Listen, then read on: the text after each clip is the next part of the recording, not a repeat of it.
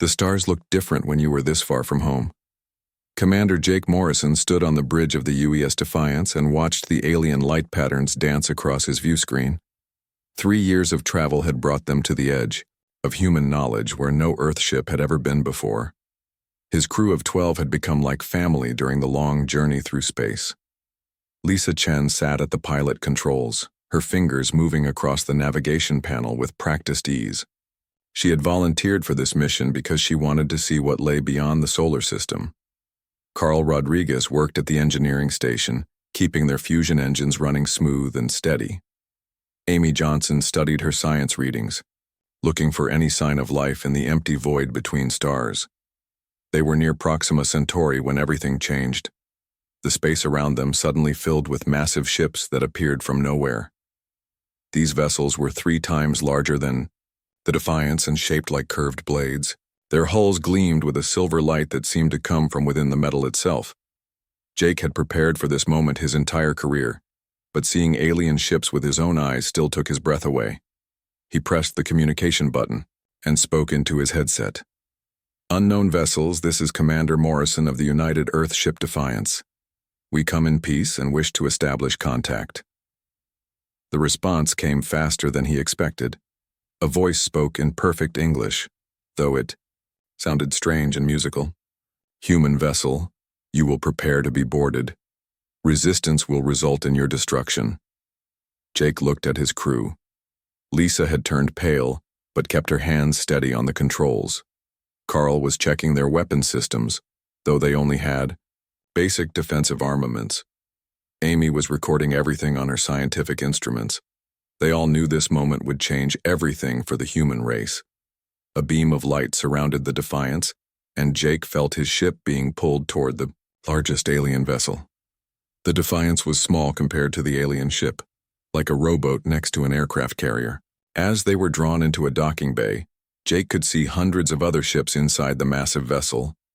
The aliens who greeted them were tall and thin, with pale blue skin and large black eyes. They wore flowing robes that seemed to shimmer and change color. Their leader stepped forward and spoke in that same musical voice. "I am Admiral Kethvar of the Zephyrian Empire. You are the first humans we have encountered." Jake tried to keep his voice steady. "I represent the people of Earth. We come seeking peaceful contact with other intelligent species." Admiral Kethvar made a sound that might have been laughter. "Peace is what the Empire provides to all worlds under our protection. Your planet will submit to Imperial rule, and your people will be granted the safety that comes with our guidance." The words hit Jake like a physical blow. "Submit? We haven't come here to surrender anything. We're explorers seeking friendship between our peoples." The alien admiral studied Jake with those large black eyes. "Your species is very young. You do not yet understand how the galaxy works. The Zephyrian Empire has brought order to thousands of worlds for over 10,000 of your years. Resistance to our rule is both futile and unnecessary." Jake felt anger rising in his chest, but he forced himself to remain calm. "Humanity doesn't surrender without a fight. We've never bowed to anyone, and we won't start now." Admiral Kethvar seemed genuinely surprised by this response. "Fight? With what weapons? Your ship carries only the most primitive armaments. Our shields could deflect everything in your arsenal without effort. A single one of our destroyers could eliminate your entire fleet." Lisa spoke up from behind Jake. "Maybe we don't have your technology, but humans don't give up just because the odds are bad." The alien admiral looked at Lisa with what might have been curiosity. "Your species fascinates me. Most civilizations immediately recognize the wisdom of joining the Empire when they see our power. You speak of fighting when you have already lost." Carl stepped forward, his engineer's mind working. "How many species have you conquered?" "Conquered is an ugly word," Admiral Kethvar replied. "We have liberated over 3,000 species from the chaos of independence. They now live in peace under Imperial protection." Amy asked the question they were all thinking. What happened to the ones who refused? The alien admiral was quiet for a long moment. There have been very few who chose that path. Those who did learn that resistance only brings suffering to their people. Jake knew he was speaking for all humanity when he gave his answer. Then Earth will be different. We choose to remain free, whatever the cost. Admiral Kethavar studied the small group of humans for a long time. I will give your species one of your solar cycles to reconsider. When I return, Earth will either join the Empire willingly, or we will add it by force. Use this time wisely. The humans were escorted back to their ship and released. As the Defiance pulled away from the alien fleet, Jake activated the faster-than-light communication system to contact Earth. The message would take months to reach home, but humanity needed to know what was coming. President Helen Martinez received the transmission while meeting with her cabinet in Washington. Defense Secretary Ryan Webb went pale as he listened to Jake's report. Admiral Kate Sullivan immediately began calculating Earth's military capabilities against an enemy with superior technology. The news spread across Earth within hours. Some nations immediately began preparing surrender terms, believing that resistance against such advanced aliens was impossible. Others, led by General Marcus Davis, argued that humanity had faced impossible odds before and survived. In homes across the planet, families gathered around their communication screens to hear the I announcement. Children asked their parents what would happen to Earth. Scientists tried to calculate how humanity could possibly fight ships that could travel faster than light. Military leaders looked at their weapons and knew they were facing an enemy beyond anything they had ever imagined. But in the depths of human hearts, something else was stirring. The same spirit that had driven humans to cross oceans in wooden ships, to fight against overwhelming armies, to reach for the stars themselves. Earth's people began to remember that their species had never accepted defeat easily. The clock was now counting down to humanity's greatest test. In 1 year, the Zephyrian Empire would return expecting Earth's surrender. Instead, they would discover what it meant to face a species that had learned strength through endless struggle. The message from the Defiance changed everything on Earth. Within days of receiving Commander Morrison's report, every major government was holding emergency meetings. President Martinez called together the world's leaders for an unprecedented global conference. The question facing humanity was simple but terrible: surrender or fight an enemy they could not possibly defeat. Dr. Elena Vasquez led the team trying to understand Zephyrian technology from the scanner readings Jake's crew had collected. She worked 18 hours a day in a laboratory beneath the Pentagon, surrounded by Earth's best scientists. The alien ships used energy sources that human science barely understood. Their shields could stop anything humans could throw at them. Their weapons could destroy entire cities from orbit. Despite the overwhelming technological gap, Elena refused to give up. She had grown up hearing stories of her grandfather, who had fought in World War III with nothing but determination and outdated weapons. If he could face impossible odds, so could she. Elena began looking for weaknesses, any flaw in the alien technology that human ingenuity might exploit. Colonel Peter Hayes was given an equally impossible task: preparing Earth's military forces for war against the Zephyrian Empire. Earth's combined fleets included 200 combat ships, most of them designed for patrol duty in the solar system. The aliens had shown up with vessels that made Earth's largest battleships look like toys. Peter knew the numbers made victory impossible, but he also knew something about human nature. He began studying every military campaign in history where a smaller force had defeated a larger one. He read about ancient battles where clever tactics had overcome superior numbers. He studied guerrilla warfare, asymmetric tactics, and the art of fighting when losing was certain. General Marcus Davis became the voice of resistance on Earth. While many world leaders wanted to negotiate surrender terms, Marcus argued that some things were worth fighting for regardless of the cost. He appeared on global broadcasts, reminding people that humanity had always faced impossible challenges and somehow survived. Marcus spoke to packed auditoriums around the world.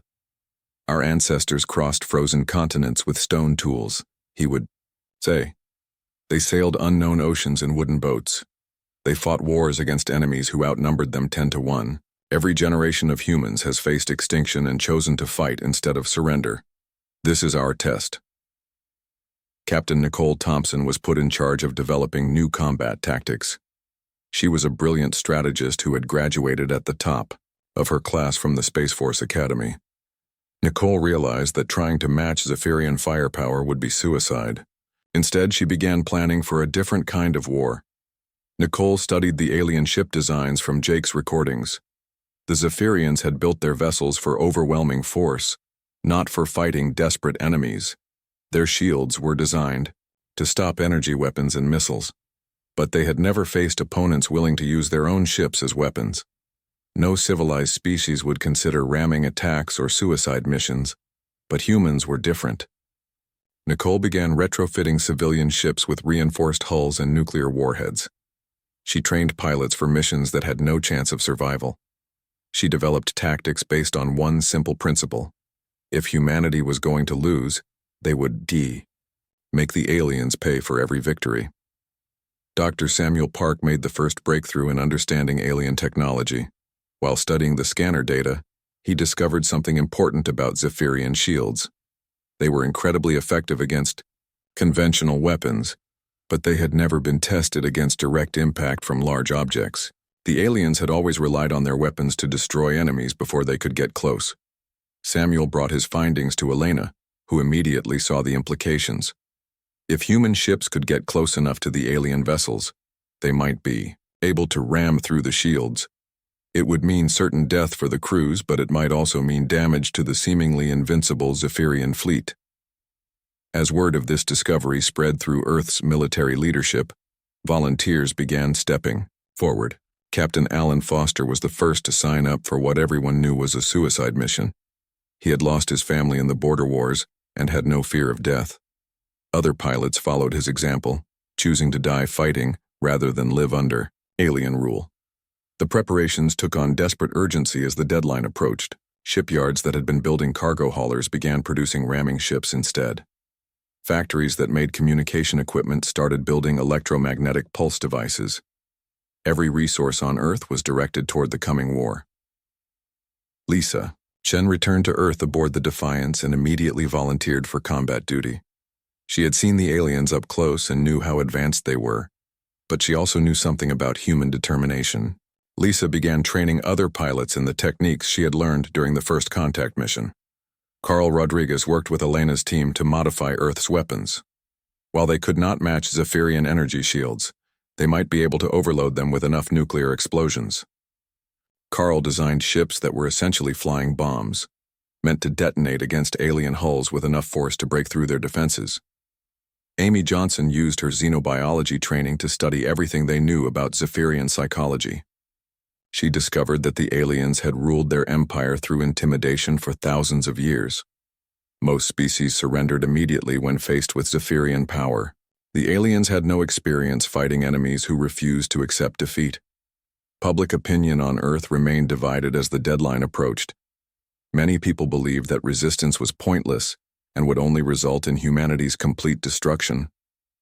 They argued for negotiated surrender, hoping that the aliens would treat Earth gently if humans cooperated, but others rallied around General Davis and his message of defiance. They remembered humanity's long history of struggle and refused to be the generation that finally gave up. Veterans of Earth's wars spoke about honor and freedom. Parents told their children that some things were more important than survival. The final months before the alien return saw Earth transform into an armed camp. Every ship that could fly was armed with whatever weapons could be mounted. Civilian. Volunteers trained for ground combat in case the aliens attempted an invasion. Children learned to operate communication equipment so they could coordinate resistance efforts. Major Linda Brooks led the training program for suicide pilots. She had volunteered for the mission herself, knowing that ramming alien ships would require perfect timing and absolute courage. Linda taught her pilots that their deaths would have meaning only if they inflicted maximum damage on the enemy. Lieutenant Tony Miller coordinated the defense of Earth's orbital installations. The space stations and satellite networks would be the first targets of any alien attack. Tony's job was to make sure they fought as long as possible before being destroyed. As the year-long deadline approached, Earth was as ready as it could be. The planet bristled with weapons and desperate plans. Humanity had not found a way to match Zephyrian technology, but they had found something else. the will to fight against impossible odds. Admiral Morrison, now promoted and placed in command of Earth's defense fleet, knew the battle would be hopeless. The aliens would arrive with superior numbers, better weapons, and technology that humans could barely understand. Earth's defenders would face certain defeat. But Jake also knew something about his species that the aliens did not understand. Humans had been forged by millions of years of struggle against predators, elements, and each other. They had learned to fight when fighting was hopeless, to stand when standing was impossible, to hope when hope was gone. The Zephyrian Empire was about to learn what it meant to face a species that had never learned how to surrender. 6 months after the space battle, Earth looked like a broken world. Zephyrian ships hung in orbit like silver daggers pointed at humanity's heart.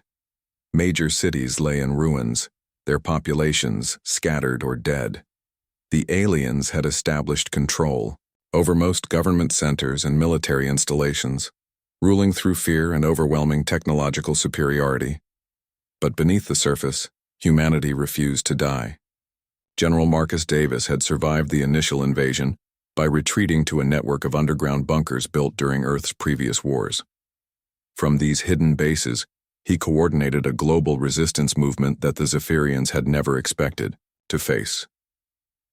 The aliens had conquered thousands of worlds, but they had always dealt with centralized governments that could surrender for their entire species. Humanity was different. Even with Earth's leaders dead or captured, individual humans continued fighting from every corner of the planet. The Zephyrians found themselves trying to occupy a world where every citizen was a potential enemy. Captain Nicole Thompson had escaped the space battle in a damaged fighter and crash-landed in the Amazon rainforest. She spent weeks traveling through the jungle, avoiding Zephyrian patrols and gathering scattered survivors. Nicole discovered that human knowledge of guerrilla warfare was something the aliens had never encountered before. The Zephyrians had advanced sensors that could detect most forms of technology, but they had no experience tracking enemies who used primitive tactics. Nicole taught her followers to move through underground tunnels, to communicate with hand signals, and to strike at alien patrols before vanishing into crowds of refugees. Dr. Elena Vasquez had been working in her underground laboratory when the invasion began. The facility was too deep for Zephyrian scanners to detect, and Elena continued her research while the world burned above her. She had made a breakthrough that would change everything. She had learned to disrupt alien technology using electromagnetic pulses. Elena's discovery came from studying the debris of destroyed Zephyrian ships. While human weapons could not penetrate alien shields, the electromagnetic pulse devices that Earth ships had used in their final moments had actually damaged Zephyrian electronics. The aliens had never faced enemies who understood electromagnetic warfare. Working with a team of surviving scientists, Elena developed portable EMP devices that resistance fighters could carry. These weapons could temporarily disable Zephyrian equipment, giving humans a brief window to attack with conventional weapons. For the first time since the invasion, Earth's defenders had a way to hurt their occupiers. Colonel Peter Hayes led resistance cells in the ruins of New York City.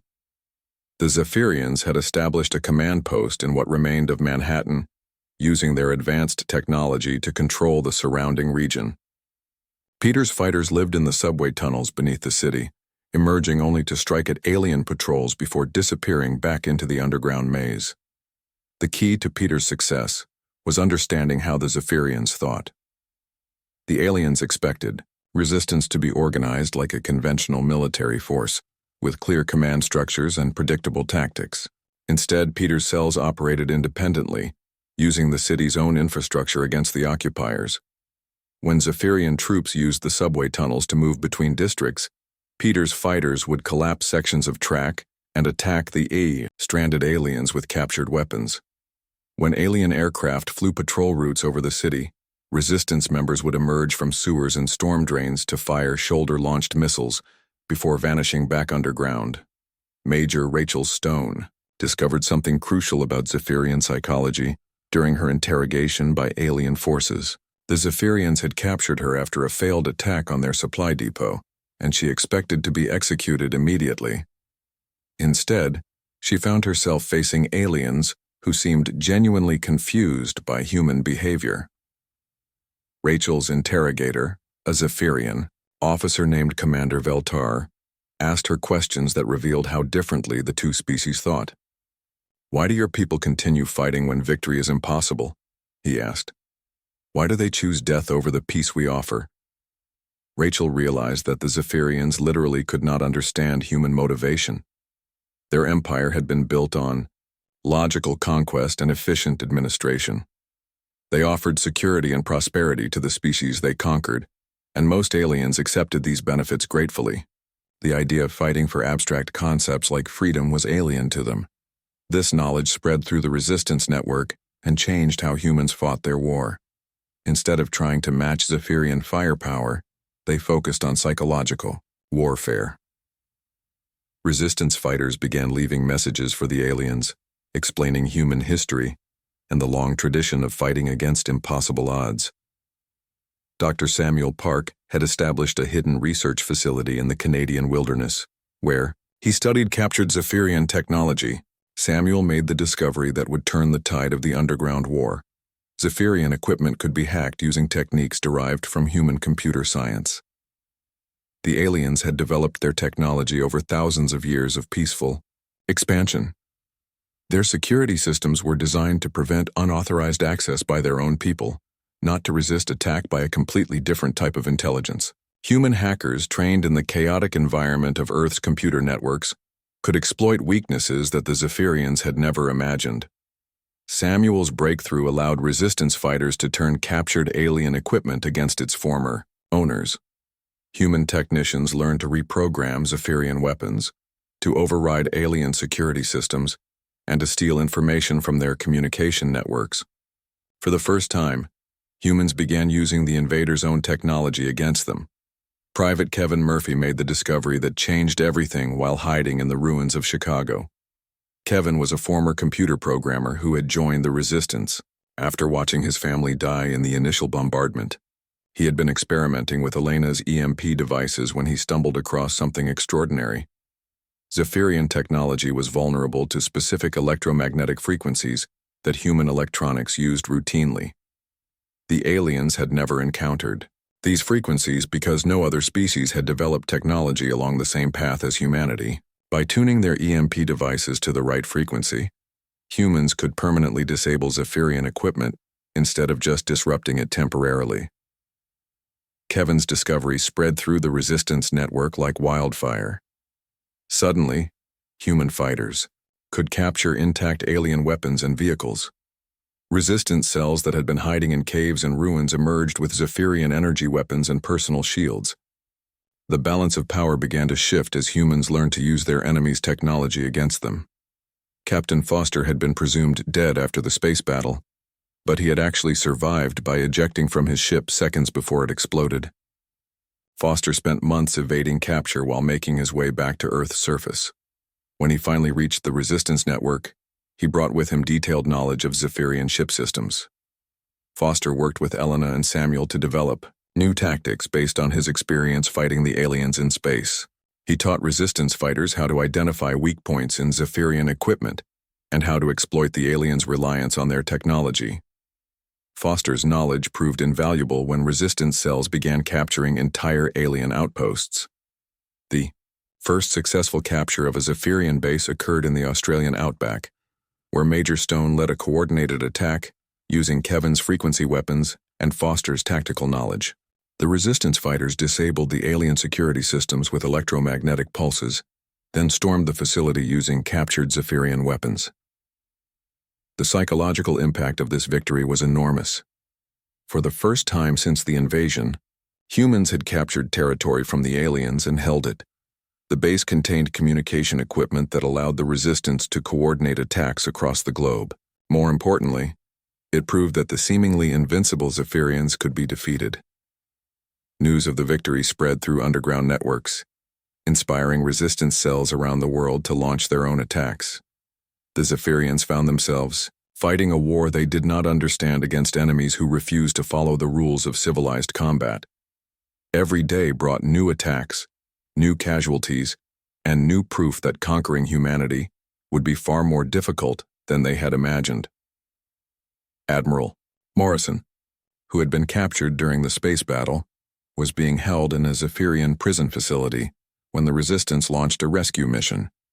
The attack was led by Lisa Chen's sister Maria, who had learned to pilot captured alien fighters with deadly skill. The rescue team fought their way through multiple security barriers to reach Morrison's cell. Morrison's rescue provided the Resistance with something they desperately needed: experienced military leadership. Jake began coordinating attacks across multiple continents using his strategic knowledge to target the most vulnerable points in the Zephyrian occupation. Under his guidance, the underground war evolved from desperate raids into a sophisticated campaign. As the Resistance grew stronger, the Zephyrians began to realize they faced a problem unlike anything in their empire's history.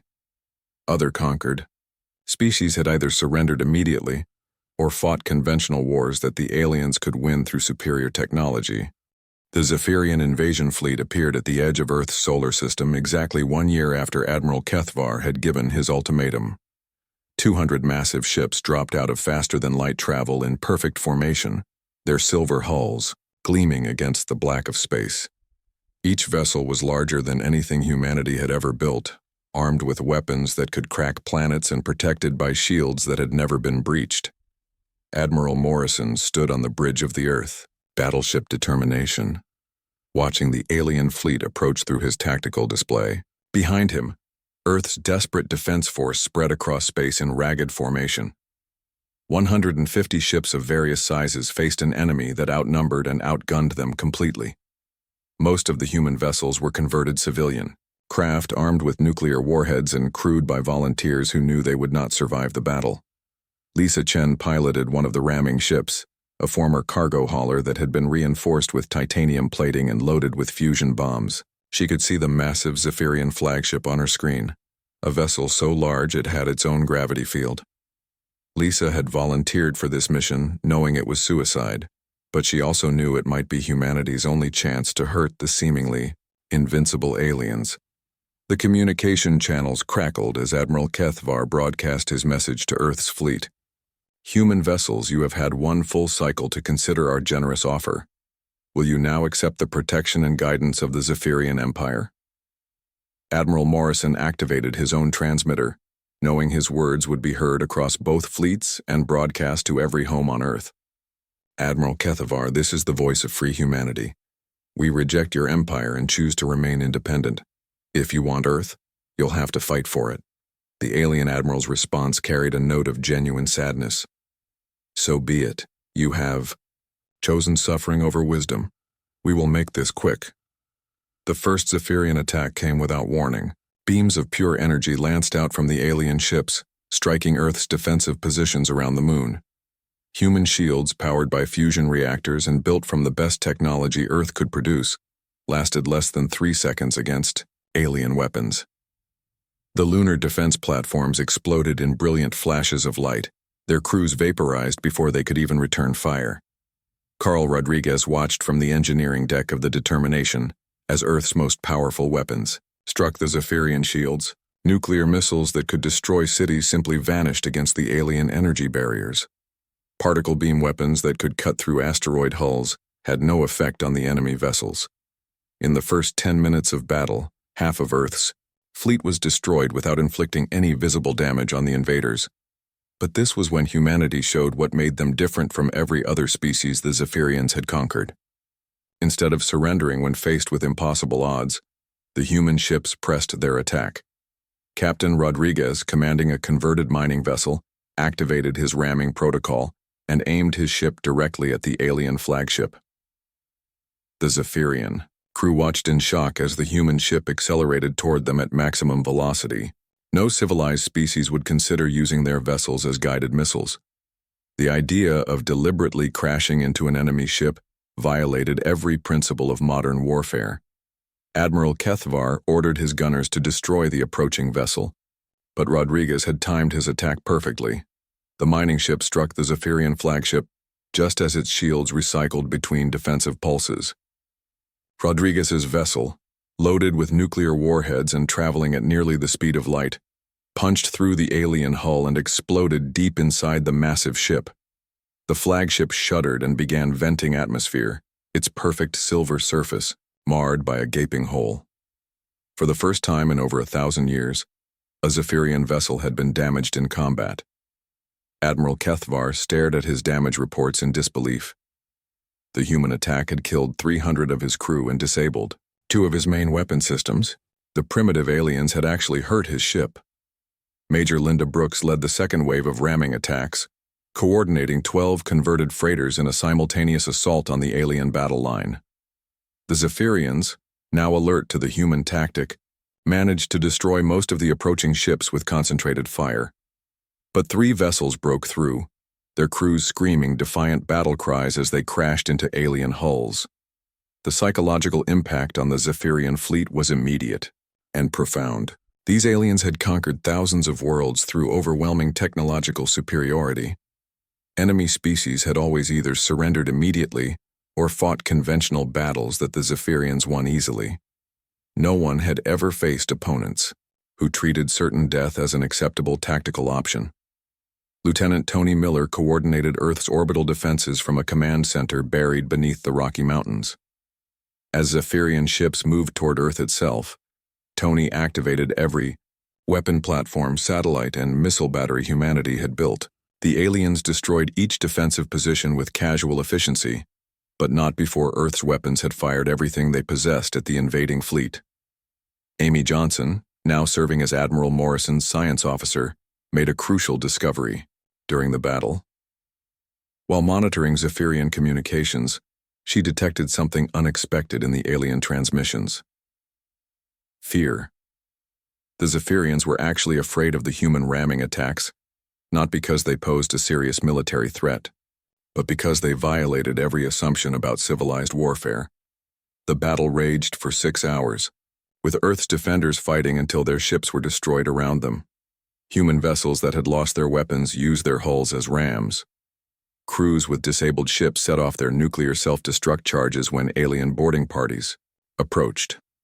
Not a single human commander asked for quarter or attempted to surrender. Captain Foster led the final assault, commanding the last squadron of operational human ships in a desperate attack on the Zephyrian command vessel. His force included Lisa Chen's ramming ship, Carl Rodriguez's engineering vessel, and a dozen other craft crewed by volunteers who had already watched their planet's defenses crumble.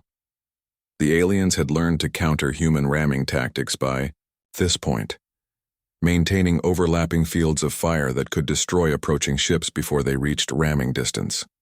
Foster's squadron was cut to pieces by Zephyrian energy weapons, their hulls melting under focused beam attacks that no human technology could withstand. But Foster had planned for this. As his ship died around him, he activated a final protocol that Elena Vasquez had developed during the preparation year. Every human vessel carried an electromagnetic pulse device powered by their fusion reactors. When triggered, these devices could overload nearby electronic systems for a brief moment. 15 human ships activated their EMP devices simultaneously as they were destroyed. The pulse wave washed over the Zephyrian fleet, temporarily disrupting their shield generators and weapon systems. For exactly 47 seconds, the alien ships were vulnerable.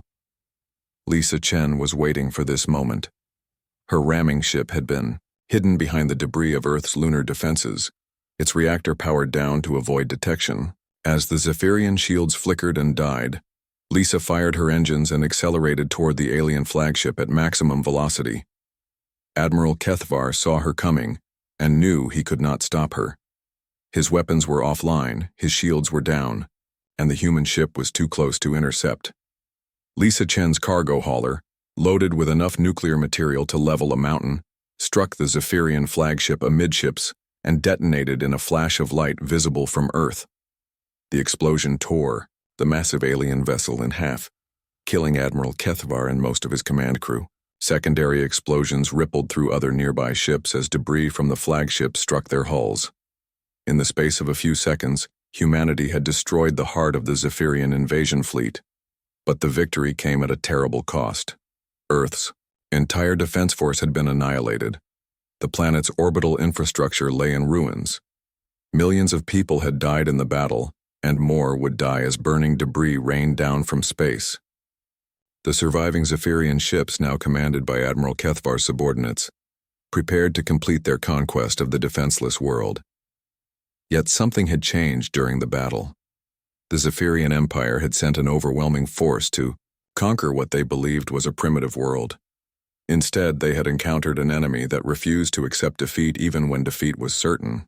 The aliens had won the battle, but they had also learned something terrifying about the species they were trying to conquer. Humans did not fight like civilized beings. They fought like cornered animals, with desperate courage and total commitment. They were willing to die rather than surrender, to sacrifice everything rather than accept subjugation. The Zephyrians had crushed Earth's defenses, but they had not broken the human spirit. As alien ships moved into Earth's orbit and prepared for planetary invasion, people across the world watched the skies and prepared for the next phase of the war. They had lost the battle for space, but the battle for Earth itself was just beginning. 2 years after the first Zephyrian ships appeared in Earth's solar system, the impossible was happening.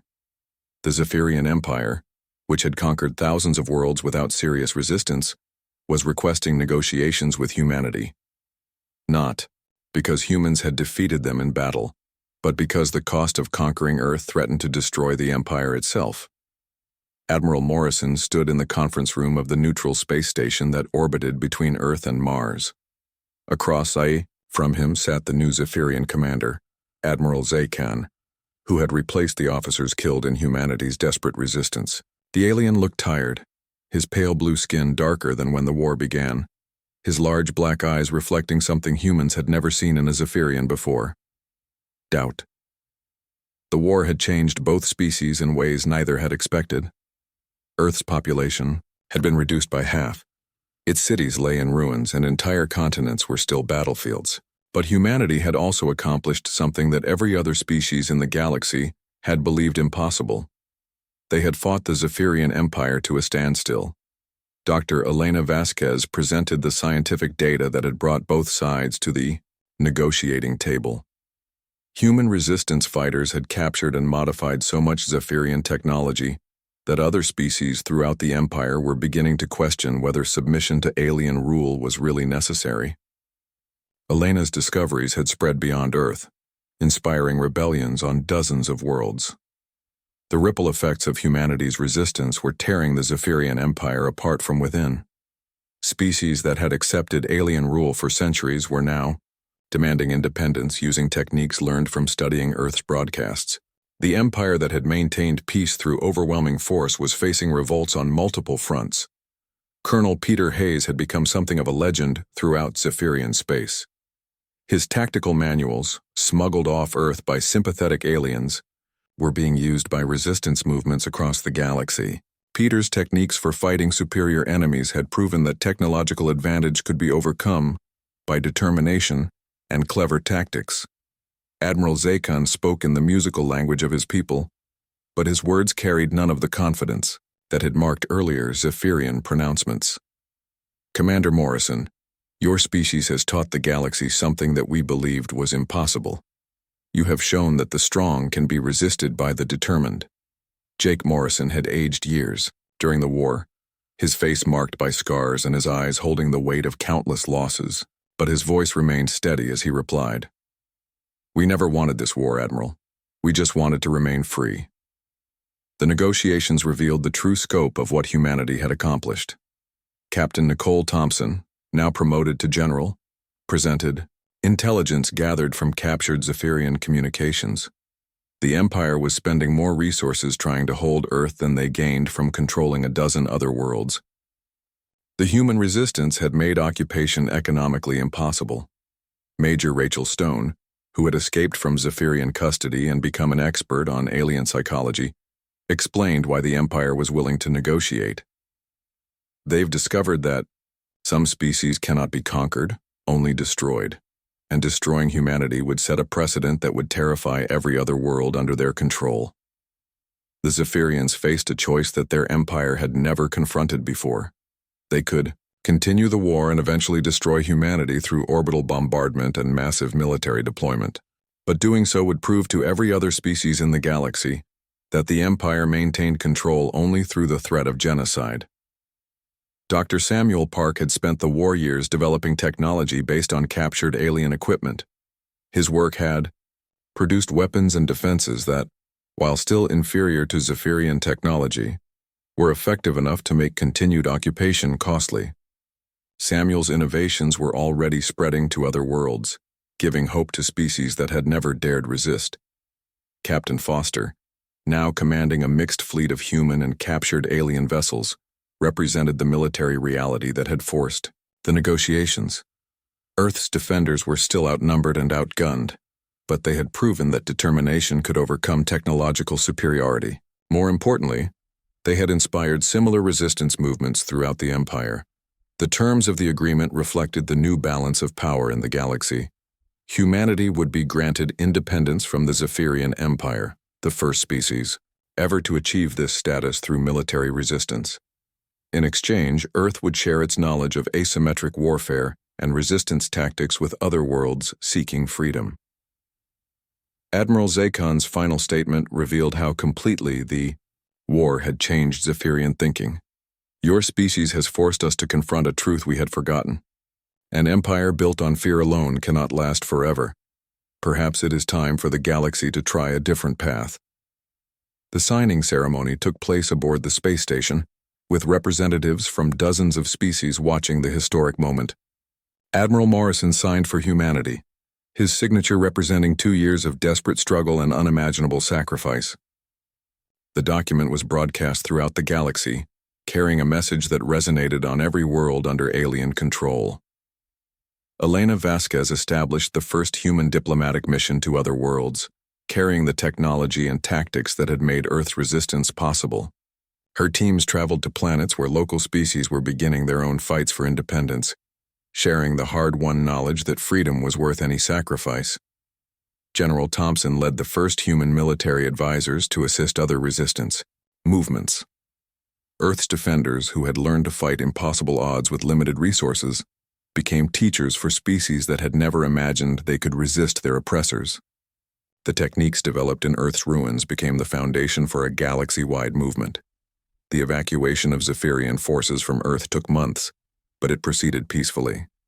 The aliens who had once seemed like unstoppable conquerors departed, quietly, their confidence broken by 2 years of fighting an enemy that refused to surrender. Many Zephyrian soldiers had developed a grudging respect for human determination.